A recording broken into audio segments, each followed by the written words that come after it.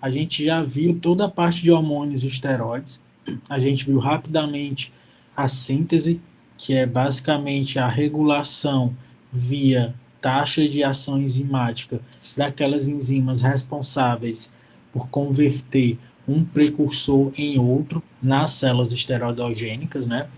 E a gente viu como esses hormônios esteroides chegam na célula-alvo e como é que se comporta a ligação desse hormônio ao receptor na célula-alvo, que é um receptor intracelular. A gente viu isso aqui, né? A caracterização de um tipo genérico, isso aqui vai variar de um para o outro, mas como hoje a gente está falando ainda em termos gerais, né, qual seria um tipo genérico de receptor nuclear.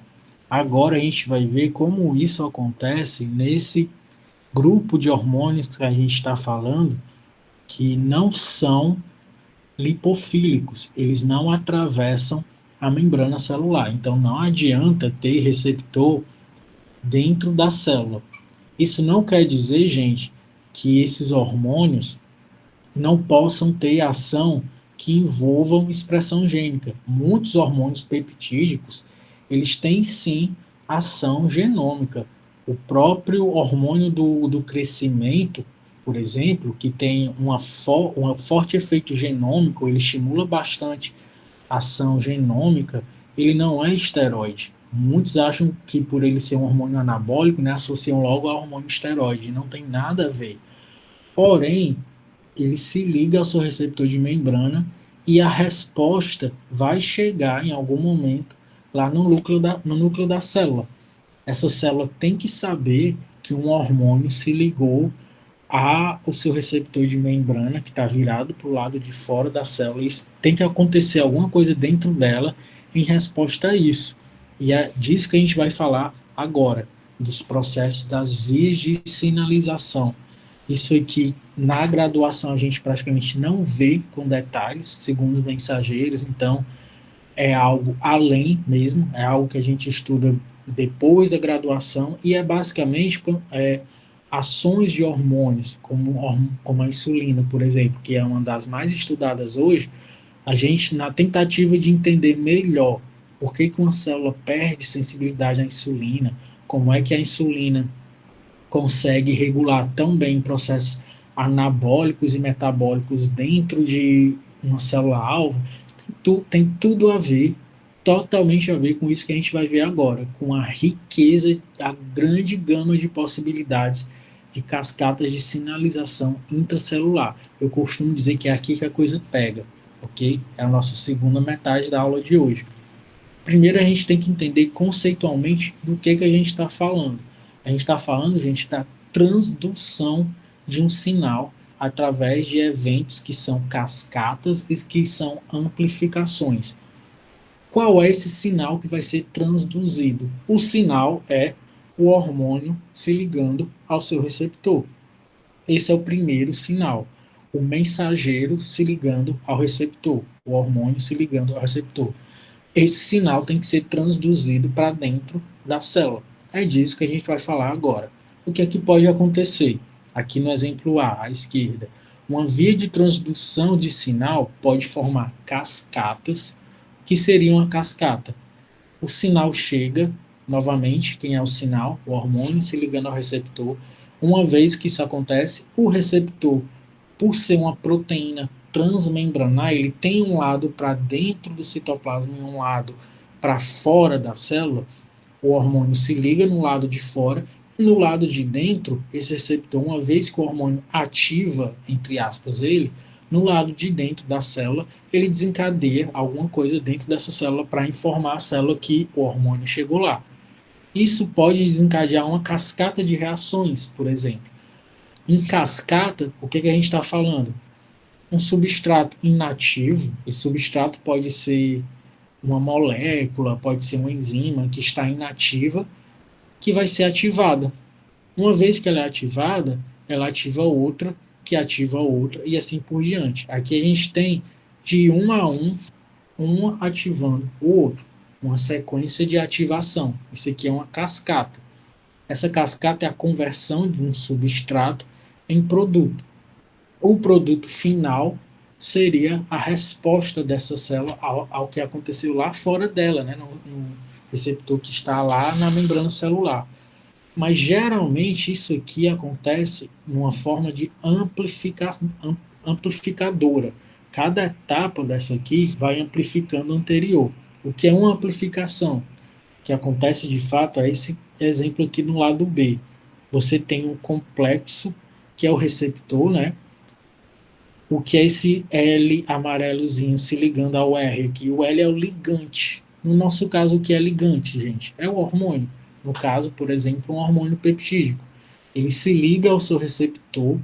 Uma vez se ligando ao receptor, no lado citoplasmático aqui do receptor, que na verdade é um complexo, né?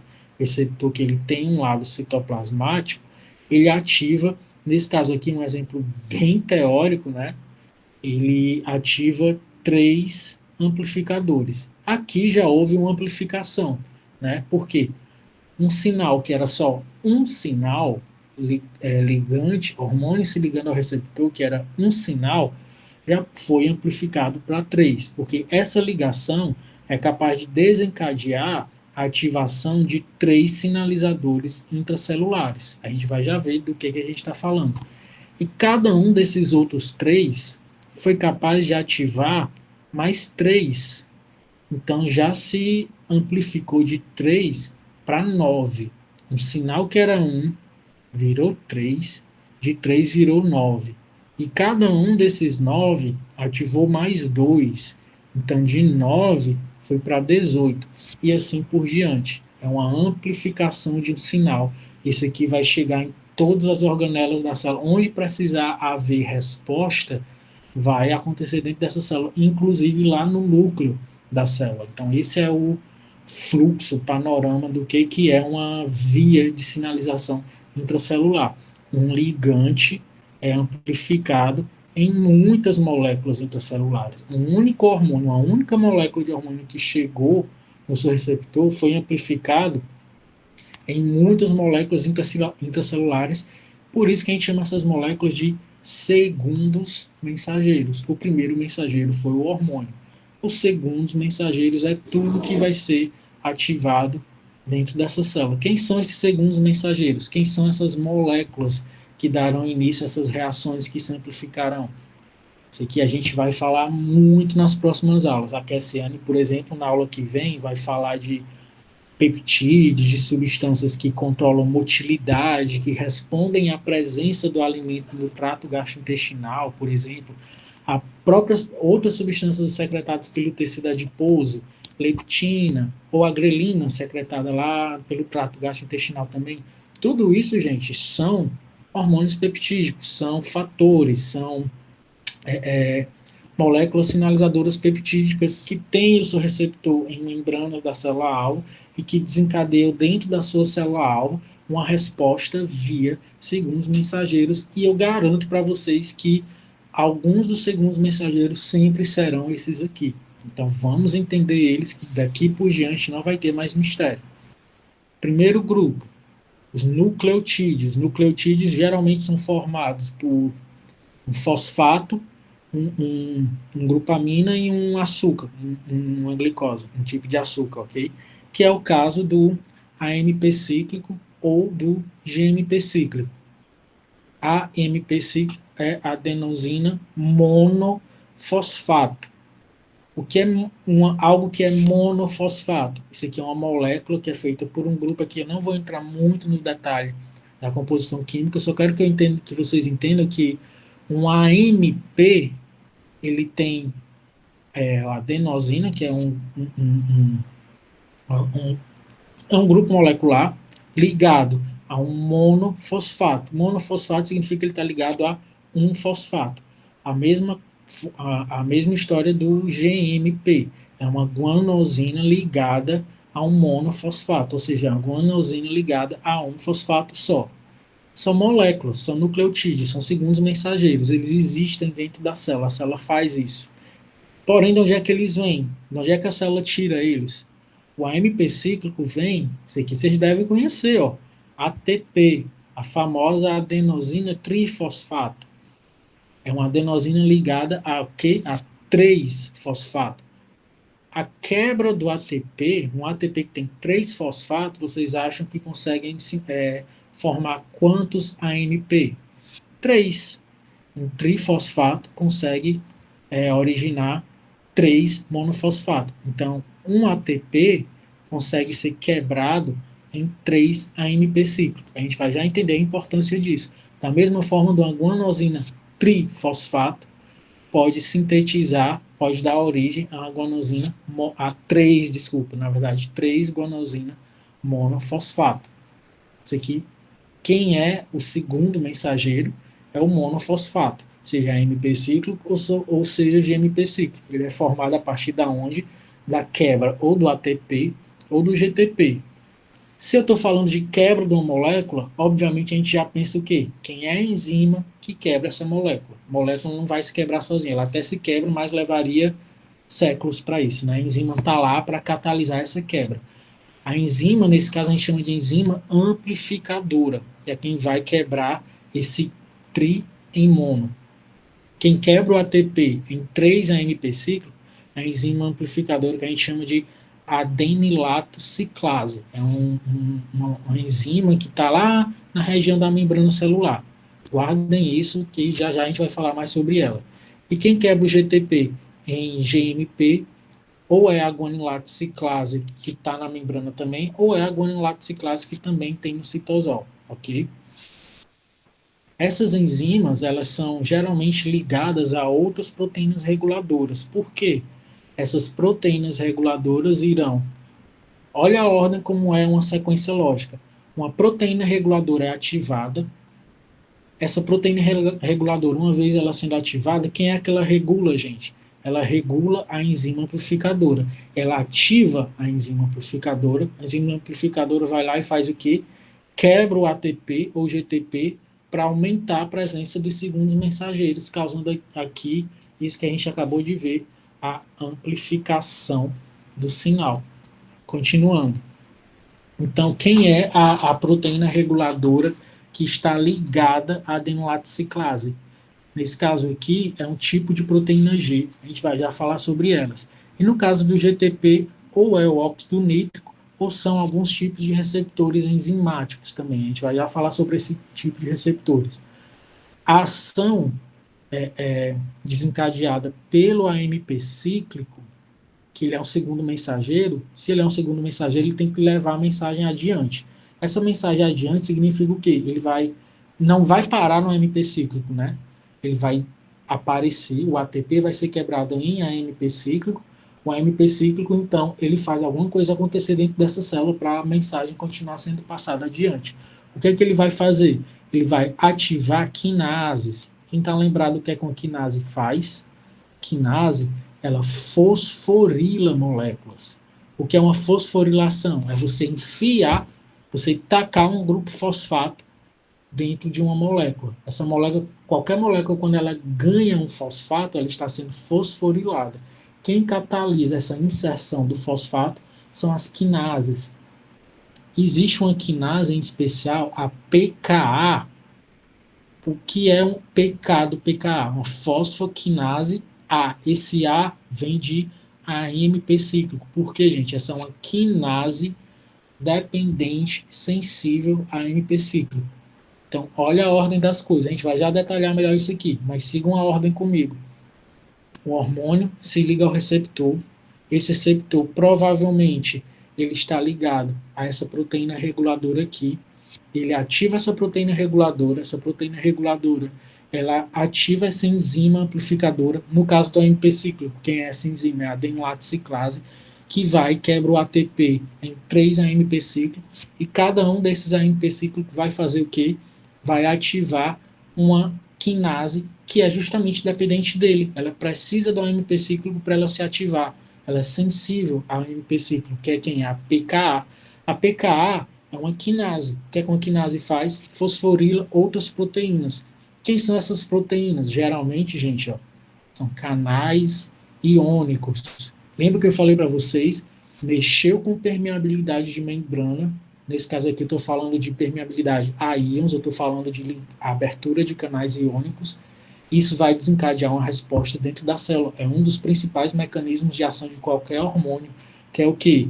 Mexer com concentração de algum íon, com permeabilidade de membrana a algum íon. Nesse caso aqui, a pKa, uma vez ativada pela presença do AMP cíclico, vai ativar algum canal iônico ou outras proteínas também. A gente vai ver outros exemplos. Se aparece mais AMP cíclico, entenda isso como um tônus. Não quer dizer que não existia AMP cíclico dentro dessa célula antes do hormônio se ligar ao receptor, não. Sempre tem AMP cíclico dentro da célula. Porém, uma vez que o receptor se liga, que o hormônio se liga ao seu receptor, aumenta a quantidade de AMP cíclico. Se aumenta a quantidade de AMP cíclico, aumenta a ativação dessas quinases, que são as PKAs. As PKAs, então, aumenta a sua atividade. Lembra que eu falei para vocês também, um dos principais mecanismos de ação de hormônio é o quê? Aumento de atividade de enzimas. A atividade da PKA aumenta, a sua atividade é o quê? A fosforilação, principalmente de canais iônicos, que aumenta a permeabilidade de membrana a íons. Mexer com concentração plasmática de algum íon é resposta celular, com certeza. GMP cíclico bem parecido também, ok? Não vou repetir para vocês, até porque, pelo que eu lembro aqui de cabeça, a gente não vai falar de nenhum hormônio específico que utilize o GMP cíclico como segundo mensageiro, mas só para não dizer que eu não falei deles, o GMP cíclico ele ativa proteínas quinase também, que é a PKG, e ele também se liga a canais iônicos. Então, o seu efeito é a fosforilação de proteínas e a abertura de canais iônicos. Porém, existem outros importantes que a gente vai falar muito também, que são outros segundos mensageiros que não são nucleotídeos, são derivados lipídicos. Geralmente, gente, esses segundos mensageiros são o IP3, que é o inositol trifosfato, ou trifosfato de inositol, e o diacilglicerol, o DAG. Eles vêm da onde? Geralmente são moléculas fosfolipídicas. Onde é que tem fosfolipídio abundante na célula? Na membrana celular. Membrana celular não é uma bicamada fosfolipídica, tem moléculas lá que podem ser quebradas e vão gerar o quê? IP3 e DAG. Ou seja, eles são sintetizados a partir de fosfolipídios de membrana. Quem é que faz isso? É uma fosfolipase.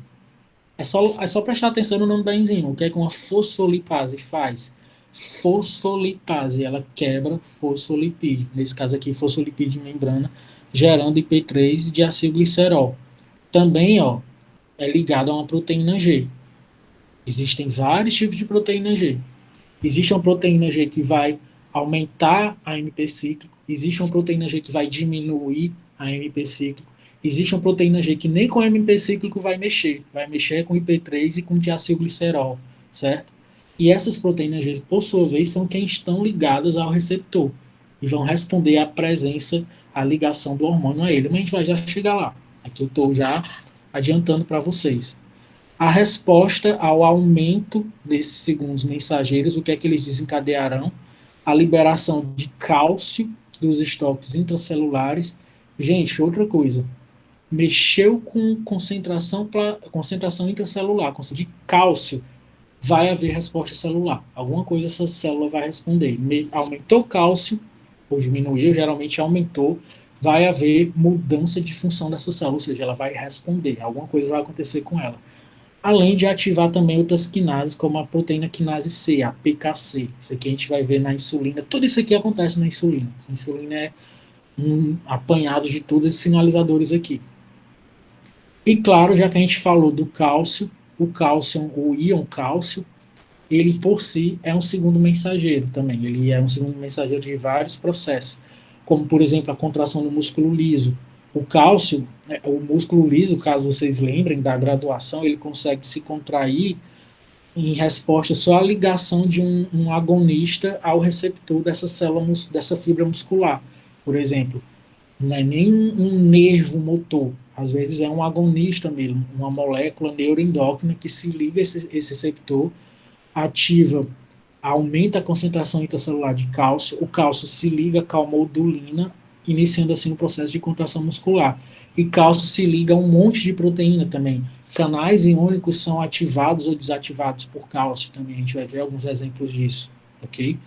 Então já demos nomes aos bois, vamos falar então propriamente dito. Ok? Quais são esses receptores, quais são esses tipos de proteína G, em que caso se aplica cada um desses segundos mensageiros. Receptores de membrana são praticamente 4 famílias. Uma, aqui à esquerda, é bem simples de entender. É quando um receptor ele já é o próprio canal. Então, quando o hormônio, nesse caso aqui não é nem geralmente um hormônio que acontece, receptores, geralmente esses aqui são para neurohormônios ou neurotransmissores. Não é muito nosso caso aqui da fisiologia endócrina, não. Esse tipo de receptor, uma vez ativado, ele se abre, ele já é o canal. Então, a ligação do ligante abre ou fecha esse canal aqui, alterando a permeabilidade de membrana, causando resposta intracelular. Pulando aqui para a direita, a gente tem outro tipo de receptor, que é um receptor de integrina. O que é isso? Vocês podem ver aqui que o receptor, ele é ligado, ele é preso mecanicamente mesmo, ele é preso ao citoesqueleto da célula. Então, quando a molécula se liga ao seu receptor, acontece uma mudança conformacional, ele puxa, ele mexe com esse citoesqueleto da célula. Se mexeu com o citoesqueleto, gente, essa célula vai responder também, porque a mudança do citoesqueleto vai mexer com todas as organelas da célula também, alterando assim enzimas, canais e causando outros efeitos intracelulares que também não é o mais predominante nas regulações que a gente vai ver das substâncias neuroendócrinas que a gente vai falar a respeito. Aí sim a gente vai falar muito o que desses outros tipos aqui, o receptor, famoso receptor acoplado à proteína G. A gente fala muito sobre isso aqui, que é a ligação do ligante a esse receptor ativa essa proteína G, e essa proteína G, o que é que ela faz? Ela ativa canais iônicos, ela ativa quinases, ela faz um monte de coisa que a gente vai já falar a respeito. E esse outro receptor aqui, que é o receptor que é uma enzima, ele tem atividade enzimática no lado citoplasmático da célula. Então, uma vez que o hormônio se liga a esse receptor, ele ativa a sua atividade enzimática no lado enzimático, que é como o receptor da insulina, por exemplo. O receptor da insulina não é acoplado à proteína G, o do glucagon é. O do glucagon é acoplado à proteína G, o da insulina é esse tipo aqui, é um receptor de atividade enzimática.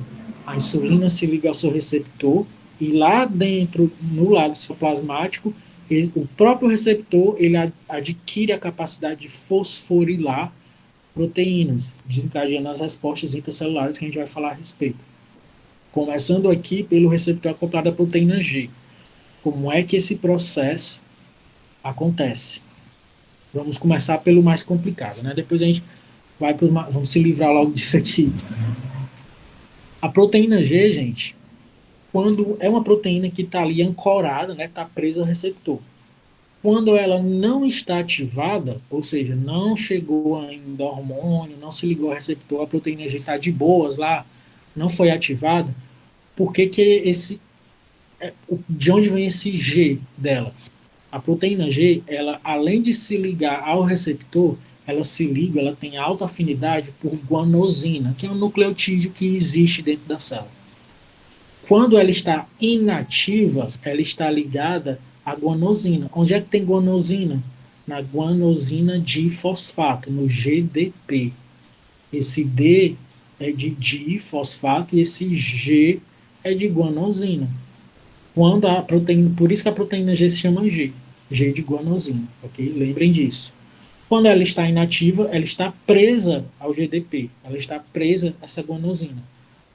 Como é que a gente faz para ativar essa proteína G? Como é que esse receptor acorda a proteína G? Acontece a fosforilação desse GDP. O que é fosforilar algo, gente? Tudo que é fosforilado ganha um fosfato. Quando você ganha um fosfato, você fica com um fosfato a mais. Se ela era um GDP, ela vira o quê com mais um fosfato? Um GTP, uma guanosina trifosfato. Quando o GDP é fosforilado e vira GDP, a proteína G, acorda, ela é ativada. Proteína G sendo ativada, ela vai fazer suas respostas, que é o quê? Estimular a abertura de canais iônicos e ativar atividade enzimática citoplasmáticas de importantes enzimas que a gente acabou de falar dessas enzimas. São as enzimas amplificadoras. Principalmente quem? A gente falou dessas duas. Adenilato ciclase. A adenilato ciclase faz o quê? Quebra o ATP, formando a AMP cíclico. E a fosfolipase C. O que é que a fosfolipase C faz? Ela pega fosfolipídio de membrana e quebra em quê? Em inositol trisfosfato e diacilglicerol.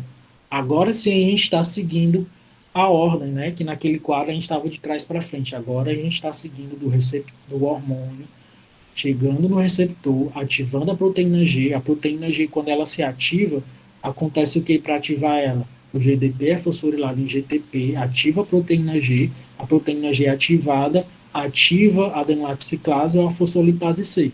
A gente vai ver como é que isso acontece. Agora com mais detalhes, diferenciando os tipos de proteína G, ok? Aqui a gente tem o complexo proteico, que é o receptor acoplado à proteína G. Quem é a proteína G aqui, gente? A gente olha um gráfico desse, nem vê a proteína G, né? A proteína G está aqui, ó. A proteína G, ela é um trímero, ela é feita por 3 subunidades. Uma alfa, uma beta e uma gama. Então vamos lá. Peptídeos e proteínas, hormônios, peptídeos em gerais. Olha um monte. A gente vai ver boa parte deles aqui, viu? No nosso curso. Se liga ao seu receptor de membrana, ativa essa proteína G. Proteína G é isso aqui. Aqui ela está inativa ainda. Quando ela está inativa, olha aqui o que aqui existe, GDP. O GDP ainda não foi fosforilado. Então você já sabe que é porque aqui ela está inativa. Quando o receptor se liga, esse GDP é fosforilado em GTP, aqui, ó. Isso significa que essas são proteínas G ativadas. Porém, um monte de coisa acontece aqui. Primeiro, o que é que acontece? Quando ela é ativada, quando acontece essa fosforilação do GDP, essas subunidades elas se separam. A alfa se separa. Quando a alfa se separa, primeiro, a beta e a gama juntas, elas têm a capacidade de ativar canais iônicos e também enzimas, como a própria fosfolipase, um tipo de fosfolipase C, adenilate ciclases também já se sabe que elas são ativadas por essas subunidades que agora já estão livres, se separaram da subunidade alfa, ok? E o mais interessante ainda acontece com essa subunidade alfa, que se separou. Como a gente sabe que ela se separou? Ó, aqui já se formaram GTPs. Se formaram GTP, significa que essa proteína G foi ativada e a subunidade alfa se separou. Porém, existem vários tipos de subunidades alfa. Cada tipo de proteína G corresponde a um tipo diferente de subunidade alfa. É isso que diferencia uma proteína G da outra, ok? Existe a alfa-I, alfa-Q, alfa-S, alfa-12, fora outras. Então, quando a gente fala que o hormônio, para o hormônio tal, ativa a proteína G, que é uma proteína GQ, se eu digo que é uma proteína GQ, eu já sei que é porque a subunidade alfa dela é do tipo Q. Se é uma proteína GS, aí eu já sei que é porque a subunidade alfa dela é uma subunidade alfa S. Então, nas próximas aulas, quando a gente estiver falando, hormônio tal se liga ao seu receptor que é acoplado à proteína G do tipo GS. Então, você já sabe, se o receptor para esse hormônio é um receptor acoplado à proteína G do tipo GS, a gente vai ver o que é que acontece nesse tipo de proteína GS. A gente vai ver para cada um deles. Começando aqui, a gente não vai seguir essa ordem, certo? Vamos pelo mais importante. O GQ, proteína GQ, ela tem a subunidade alfa-Q. A subunidade alfa-Q, ela é capaz de ativar quem, gente? A fosfolipase C. Ela não ativa a adenilate ciclase. Ela ativa a fosfolipase C. O que a fosfolipase C faz? Quebra fosfolipídio de membrana em Q, em diacilglicerol, em inositol trifosfato. A consequência disso pode ser o quê?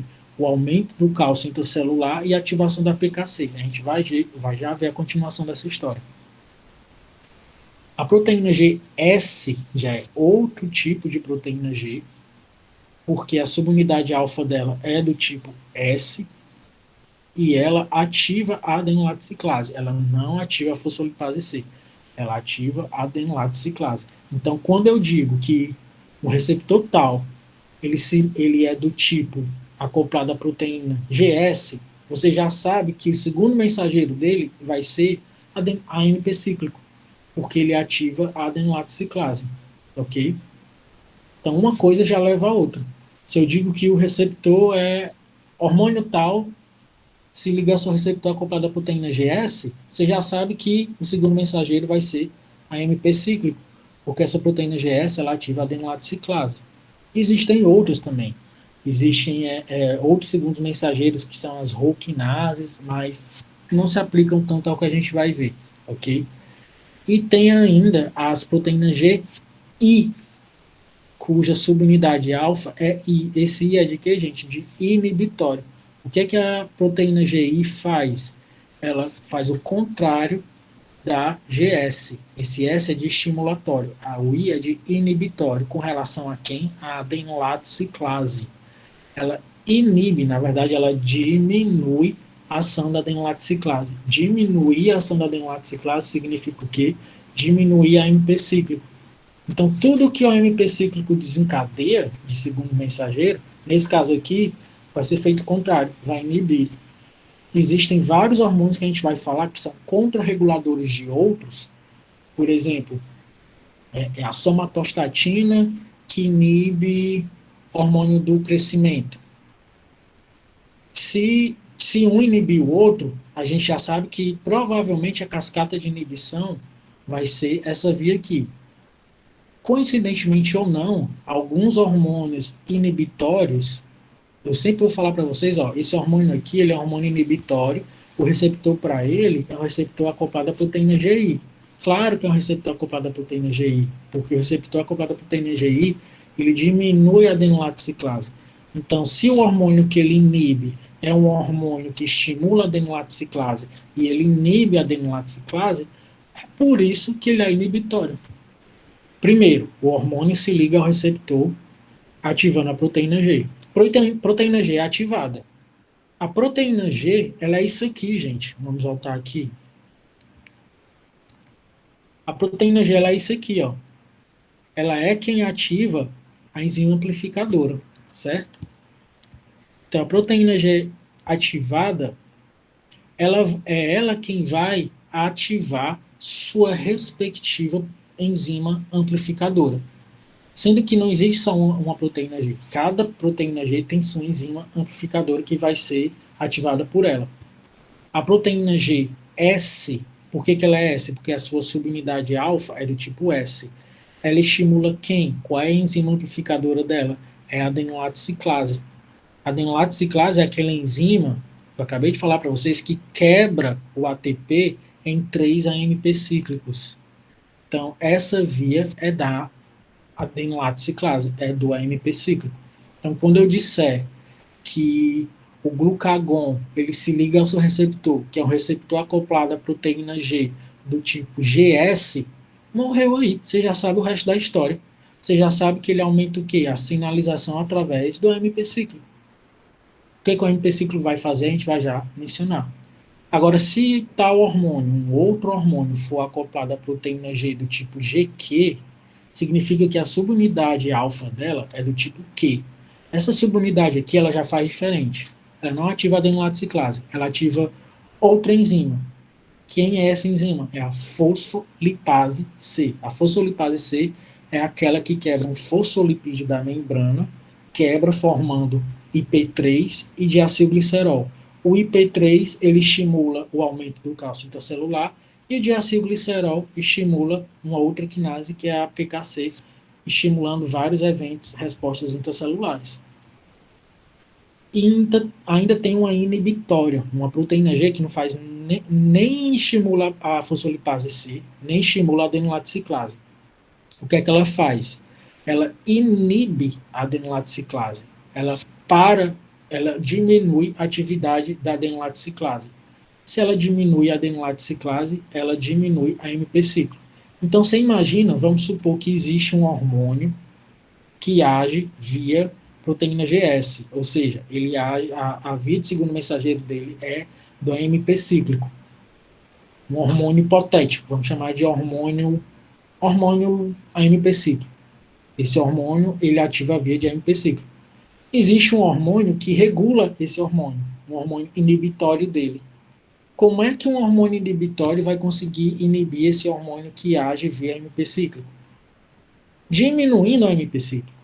Então, se ele diminui a AMP cíclico, é porque o receptor dele, olha que interessante, o receptor dele é um receptor acoplado à proteína GI, porque a proteína GI tem a subunidade alfa-I que faz diminuir a atividade da adenilate ciclase, inibindo tudo que é resposta dependente do AMP cíclico. Ok? Vamos lá então ver o que é que fosfolipase C faz e o que a adenilate ciclase faz. Continuando a história, a gente está indo para dentro da célula, certo? Até chegar na resposta.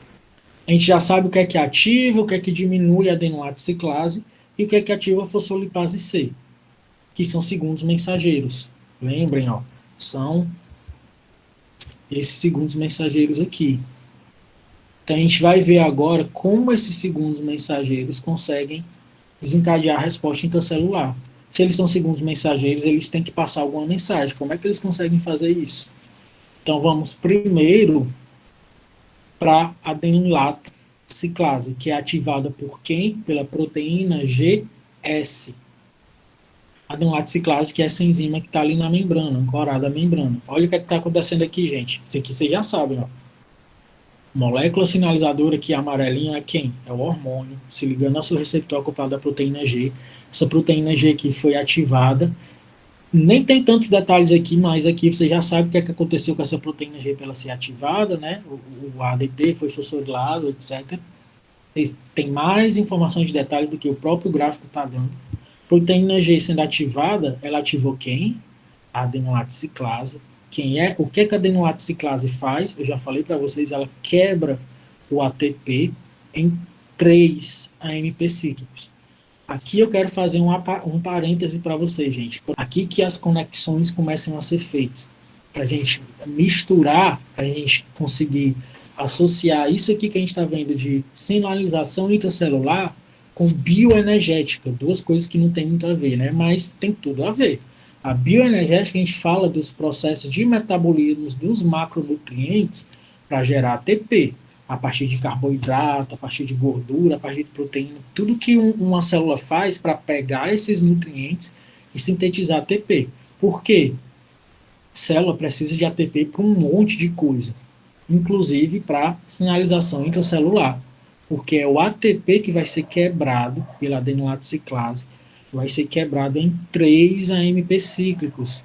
Ou seja, gente, isso aqui consome energia para ver essa sinalização? Claro, tudo que precisa de ATP, tudo que quebra ATP, quebrar ATP é sinônimo de quê? De gastar energia. Quebrar ATP é gastar energia. O ATP é a forma corrente, é a molécula, é a moeda corrente da energia. Então, se eu quebro ATP, eu estou gastando energia. Lembrem disso, ok? Então, vamos lá. A adenilate ciclase foi ativada, quebrou o ATP em 3 AMP ciclos. Eu já amplifiquei aqui o sinal de 1 para 3, né? A AMP cíclico, gente, faz o quê? Lembra que eu falei para vocês lá naquele quadro, existe uma proteína, uma quinase, que ela está de boa lá, quietinha, dentro da célula. Ela precisa de quê para ela acordar, para ela ativar? Ela precisa que aumente a AMP cíclico dentro da célula. Ela é dependente de AMP cíclico, por isso que ela é quinase A, ok? Se aumenta o AMP cíclico, essa quinase A, ela é ativada. E o que a quinase A faz, gente? Ela é uma quinase. O que a quinase faz? Ela é uma proteinoquinase. Então, ela tem a capacidade de fosforilar proteínas. Ela fosforila proteínas. Quem são essas proteínas fosforiladas? São outras enzimas, são canais de membranas, são transportadores. Tudo isso vai desencadear resposta dentro da célula. Às vezes são fatores de transcrição gênicas que, uma vez fosforilados, ativam a transcrição de algum gene também, ok? Desencadeando resposta celular. Dando mais um pouquinho de detalhe, como é que uma resposta dessa consegue chegar lá no núcleo da célula, por exemplo, que eu falei para vocês que hormônios peptídicos também podem ter ações genômicas. Esse início da história aqui não vou repetir mais, vocês já sabem, né? É o hormônio se ligando à proteína G, ativando a proteína G, ó, GTP, GDP já foi fosforilado, ativou a proteína G, que por sua vez ativou a adenilate ciclase. Eu digo que não vou repetir, repito, né? Que ativou a adenilate ciclase, o que é que ela fez? Quebrou ATP, ó, quebrou ATP em 3 AMP cíclicos. A AMP cíclico ativou quem? Ativou a pKa.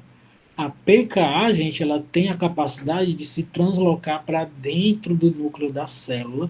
No núcleo da célula, ela consegue fosforilar fatores de transcrição que são proteínas que estão lá inativas, não estão mexendo com esse gene, não estão fazendo nada, mas quando elas são fosforiladas pela pKa, elas ativam a transcrição de um gene-alvo, aumentando assim a expressão gênica de alguma proteína. Ok? É assim que a resposta consegue chegar lá no núcleo da célula. E a fosfolipase C faz o quê? Lembrando, fosfolipase C agora eu estou falando de proteína GQ, não é mais GS, ok? A proteína GQ, uma vez ativada, ela ativa agora é a fosfolipase C. A fosfolipase C, ela faz o quê? Ela pega fosfolipídios de membrana e quebra. Uma vez que eles quebram, eles originam inositol trifosfato e diacilglicerol. Não sei se vocês lembram, no retículo endoplasmático da célula é guardado cálcio. A célula, toda célula do organismo, algumas mais que outras, conseguem estocar cálcio dentro do seu retículo endoplasmático. Esse retículo endoplasmático, na sua membrana, que divide ele do citoplasma, existem receptores para IP3. Olha que interessante. Se aumenta IP3 originado da quebra do fosfolipídio de membrana, ele encontra o receptor aqui nessa membrana do retículo endoplasmático, abrindo a passagem do cálcio para fora. Esse cálcio não está vindo extracelular, ele está sendo liberado do estoque endoplasmático dessa célula. Ele sendo liberado, ele vai para o citoplasma. Ele sendo liberado para o citoplasma, ele aumenta a concentração intracelular. Porque, gente, uma vez que ele está guardado no retículo, ele não está influenciando a concentração intracelular. Ele está separado, ele está preso aqui, né, dentro da organela. Quando ele é liberado e ele vai para o citoplasma, é que ele aumenta a concentração intracelular de cálcio. Falei para vocês, aumentou a concentração intracelular de cálcio, essa célula sempre vai responder. Resposta celular. É uma das vias. A outra é o diacilglicerol. Lembrando, tudo isso aqui foi desencadeado por quem? Pelo inositol trifosfato, o IP3 que veio do fosfolipídio de membrana que foi quebrado pela PLC, que também originou o diacilglicerol, o DAG. O DAG, gente, ele ativa uma quinase. Quem é essa quinase? Uma quinase aqui de membrana é a PKC. A PKC ela é ativada, ela é sensível a diacilglicerol. Ela é uma quinase de proteínas também. O que é isso aqui que ela está fazendo? Proteína mais fosfato. Ela está fosforilando proteína. Proteína fosforilada, essa proteína é quem? É uma enzima responsável por quebrar moléculas de glicose, enfim, alguma resposta intracelular pode ser desencadeada uma vez que essa enzima foi fosforilada. Essa enzima está lá parada, só esperando ser fosforilada para começar a trabalhar. Isso vai desencadear o quê? Uma resposta celular. Novamente, dando mais alguns detalhes, o que é que acontece? Até, isso aqui a gente já sabe, né? Fosfolipase C sendo ativada pela proteína G. O fosfolipídio de membrana, que é o bifosfato de fosfatidilinositol, esse nome complicado aqui, é o fosfolipídio de membrana, que vai ser quebrado pela PLC, pela fosfolipase C. Ele quebrando, ele origina quem? O diacilglicerol, que foi separado do trifosfato. Separou do trifosfato, ele virou o quê? Um inositol trifosfato, que libera o cálcio do retículo endoplasmático. O cálcio sendo liberado do retículo endoplasmático vai gerar alguma resposta intracelular. Inclusive, lembra que eu falei para vocês que o próprio cálcio é um segundo mensageiro? Essa mesma PKC, a PKC que é ativada pelo diacilglicerol, que foi originado do fosfolipídio de membrana, ela também, a ativação dela também pode ser reforçada pelo próprio cálcio.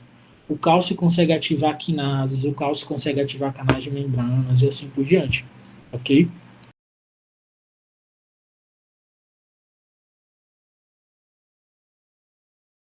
Vamos então para receptor enzimático. Lembrando, ó, a gente acabou de falar de tudo isso aqui. Não parece, mas a gente já acabou de destrinchar tudo isso aqui, ó. Todos esses segundos mensageiros, de onde eles foram sintetizados, quem foi a enzima que foi ativada por que tipo de proteína G e qual foi o mecanismo de ação que ele ativou e qual foi o efeito desencadeado por ele. Então, quando vocês estiverem revisando tudo isso aqui, foi o que a gente falou nesses slides a seguir. E agora a gente vai para o receptor que é do tipo enzimático. O receptor da insulina, por exemplo, mas não só da insulina, de alguns fatores, como o fator de crescimento também, são do tipo enzimático. Nesse caso aqui, conceitualmente, acredito que seja mais fácil de entender, porque o receptor ele é uma enzima, mas a gente tem que entender que ele é uma enzima só do lado de dentro. No lado citoplasmático ele é uma enzima, do lado de fora não. Do lado de fora ele é um receptor. É como se ele fosse as duas coisas ao mesmo tempo, ok? O hormônio então se liga ao receptor e no lado citoplasmático ele vai ter o seu sítio ativo. Esse sítio ativo é um sítio para fosforilação. O que é isso aqui, ó? Geralmente fosforilação, gente, lembrando, o que é fosforilar? É inserir fosfato em alguma molécula. De onde vem esse fosfato? Geralmente, gente, o fosfato vem do ATP, novamente ATP. Lembrem sempre da importância do ATP para todos esses processos aqui. O ATP é esse fornecedor do fosfato, então o ATP tem que ser quebrado, e esse fosfato aqui, já que o ATP tem 3, então esse fosfato aqui vai ser utilizado para poder alguma proteína ser fosforilada. Quem é que faz essa proteína ganhar esse ATP? É uma enzima chamada quinase. Quem é a quinase aqui? É o próprio receptor, ok? Isso gasta energia? Gasta, porque eu estou quebrando ATP. Quebra de ATP é sinônimo de gasto energético, ok? Então, hormônio se ligou ao receptor, receptor ativou do seu lado citoplasmático a sua atividade quinásica, ou a sua atividade quinase. Ele assume a capacidade, então, de pegar esse fosfato, que é, o ATP se quebra, ele pega esse fosfato e ele insere em alguma proteína. Inclusive, gente, ele consegue inserir esse fosfato em resíduos de aminoácidos dele mesmo. Ele consegue se autofosforilar, que é o que acontece no receptor da insulina. Ele se autofosforila para continuar a cascata de fosforilação. A partir daí, o que, que acontece? Ele fosforila uma enzima. Essa enzima que vai ser fosforilada é outra quinase. Uma vez ela sendo fosforilada, já que ela é uma quinase, ela fosforila outra e assim por diante. É o que a gente chama de cascata de fosforilação. Uma quinase ativando o outro e assim por diante. Isso é bem característico da insulina. A gente vai ver como isso é complexo, mas resumindo, é basicamente uma cascata de fosforilação até chegar no alvo que vai ser fosforilado, que é o alvo que precisa ser fosforilado para desencadear alguma resposta. Como, por exemplo, já adiantando para vocês, já que vocês são espertos, alguns de vocês devem estar lembrando que qual é o efeito metabólico da insulina na célula-alvo com relação ao aproveitamento da glicose. A insulina não ativa o translocamento do GLUT, que é o transportador da glicose, para a membrana da célula para ele poder passar essa glicose para dentro. Uma das vias, a via, na verdade, que induz o translocamento do GLUT para a membrana é quando essa proteína é fosforilada. E quem que ativa essa fosforilação?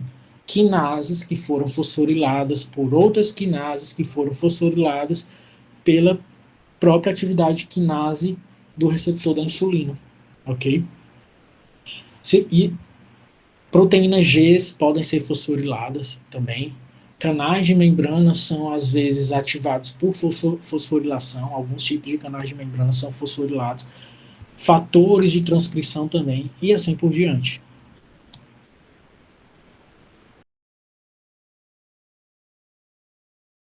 Aqui, gente, a gente vai detalhar mais qual é o detalhe que a gente tem que dar aqui.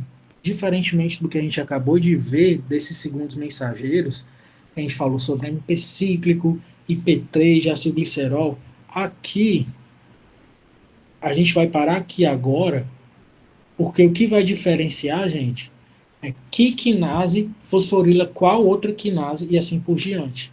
Então, isso não tem como a gente agrupar tudo aqui agora, porque são muitas possibilidades de quinases. Quinases específicas para enzima, quinase específica para um canal.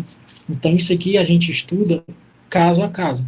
Cada hormônio, quais são as quinases que são ativadas aqui, e a gente vai ver isso com riqueza de detalhes, eu prometo para vocês, quando a gente estiver vendo a sinalização da insulina, ok?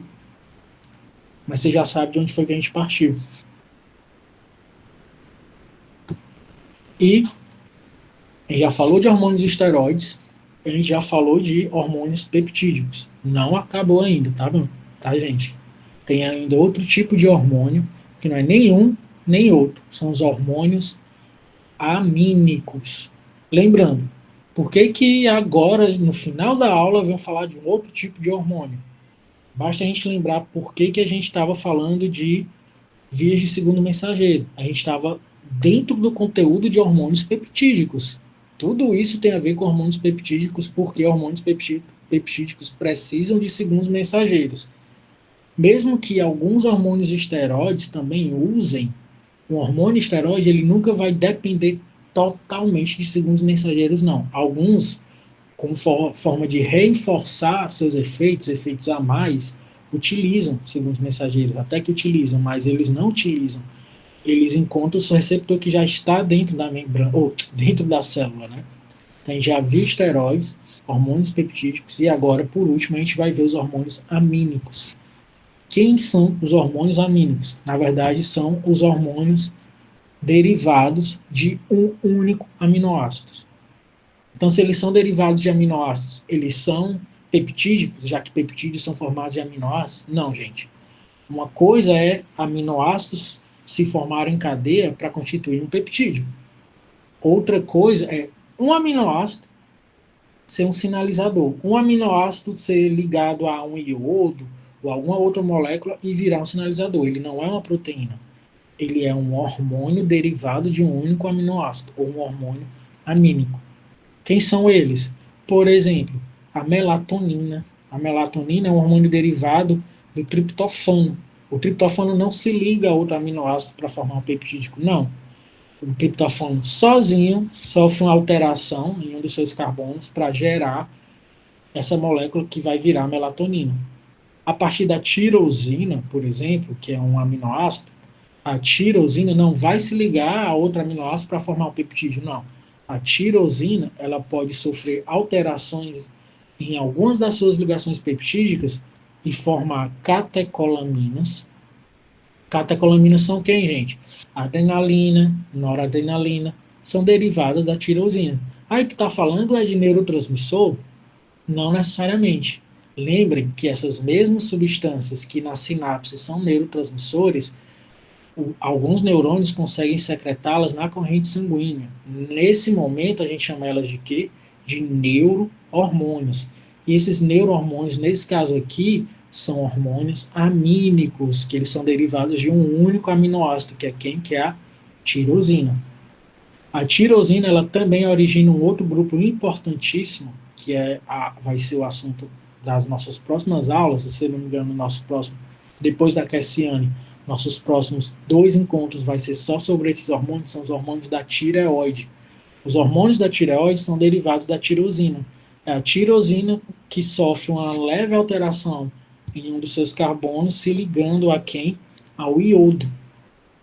É aí que entra aquela polêmica de que hormônios não podem ser substâncias nutrientes, mas para a gente sintetizar hormônios da tireoide, a gente precisa de um micronutriente que a gente não produz, né? Ele é essencial, que é o iodo. Sem iodo, a gente não produz hormônios da tireoide, que é uma iodação de uma tirosina, formando a tiroxina, que é o T4, ou a triodotironina, que é o T3. Não é nada mais, nada menos que o T4 é uma tirosina com 4 iodos e o T3 é uma tirosina com 3 iodos. Como isso aqui acontece, é assunto na aula sobre os hormônios da tireoide. Isso aqui é um processo magnífico, vocês vão adorar conhecer, mas é só mais na frente. Quero que vocês entendam isso aqui agora. Também tem a histidina, que origina a histamina, o triptofano, que origina a serotonina, tem alguns outros também. A gente vai falar mais das catecolaminas e dos hormônios da tireoide, e pontualmente a gente vai citar algumas funções da melatonina também. Então esses são os hormônios amínicos, os hormônios derivados de um único aminoácido, principalmente as catecolaminas e os hormônios da tireoide. Então a gente pode dividir os hormônios derivados da tirosina, a gente pode dividir nesses dois grupos. As catecolaminas, gente, não vou mais ler um por um, esses quadros aqui a gente já viu, porque as catecolaminas, elas se comportam muito parecido com os hormônios peptídicos. Olha só, tudo isso aqui são aquelas características dos hormônios peptídicos que a gente já viu, ó. Síntese prévia, armazenamento, exocitose, vai no sangue dissolvido no plasma, receptor de membrana, igualzinho ao hormônio peptídico, né? Já os hormônios da tireoide, olha que interessante, mesmo sendo derivados do mesmo aminoácido, da tirosina, uma leve alteração química, que é a presença do iodo, muda completamente a característica biomolecular dessa substância, dessa molécula que é o T3 e o T4. Ele passa a se comportar mais parecido com um hormônio esteroide. Mas lembre, ele não é hormônio esteroide. Porém, vai ser muito parecido. Por exemplo, ele é transportado na corrente sanguínea por proteínas carregadoras, ele é insolúvel em água, ele tem uma meia-vida longa, o seu receptor é nuclear, não é receptor de membrana. Enfim, a única diferença para os hormônios esteroides é que ele pode ter síntese prévia, ele pode ser guardado. Hormônios esteroides não podem, né? Mas basicamente uma grande diferença é o quê? Que as catecolaminas têm receptor de membrana, iguais aos hormônios peptídicos, e os hormônios da tireoide têm receptores nucleares iguais aos hormônios esteroides. Porém, eles diferenciam-se dos hormônios esteroides pelo fato deles conseguirem ser armazenados. Os hormônios da tireoide pertencem a um grupo que nós chamamos de quê? De iodotironinas, que é o aminoácido tirosina iodado. Eles são as iodotirosinas. Então, para a gente finalizar, eu vou só introduzir alguns conceitos para quando chegar na próxima aula com a Cassiane, vocês já estarem bem afiados com relação a todos os conceitos necessários para entendimentos também de vias reflexas de regulação. Eu quero só que vocês entendam como é que, conceitualmente, como é que é uma regulação de uma secreção hormonal. Eu quero que vocês entendam o que é tônus inibitório. O que é isso? Olhem bem para essa balança.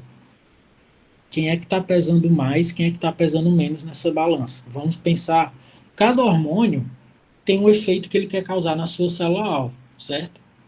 Então vamos supor que quem é que está mais leve, que significa que está tendo menos, tem menos efeitos necessários e tem menos componentes circulantes. O componente circulante é o quê? É a presença do próprio hormônio, às vezes na corrente sanguínea, ou de alguma substância que ele controla. Isso aqui, não se preocupe que a gente vai falar mais a respeito. Se isso aqui está pouco, quem é que vai estar muito, gente? As necessidades por esses efeitos. Se eu tenho pouco efeito, eu estou precisando desse efeito. Se eu estou precisando desse efeito, eu estou estimulando esse hormônio. Aqui é bem simples, mas não vamos esquecer disso aqui, porque às vezes a gente esquece. A gente se atém tanto a pontos específicos que a gente esquece do conceito macro, que é o quê? O tônus inibitório, que é uma coisa levando a outra. A falta estimulando a necessidade. E quando a necessidade supre a falta, uma falta diminuída, se eu não preciso mais de tanto efeito, eu não preciso mais de tanto estímulo, né? O estímulo, então, vai ser diminuído porque o seu efeito aumentou. Isso aqui é o que a gente chama de retroalimentação. Os efeitos que os hormônios causam, por exemplo, se um hormônio tal causa esse efeito, um efeito tal, à medida que o seu efeito aumenta, eu vou precisando menos do hormônio. Então, o próprio aumento do seu efeito tem que ser capaz de estimular o seu próprio hormônio a diminuir. É o conceito macro do que é uma retroalimentação negativa ou tônus inibitório. Mas aqui são assuntos para as próximas aulas.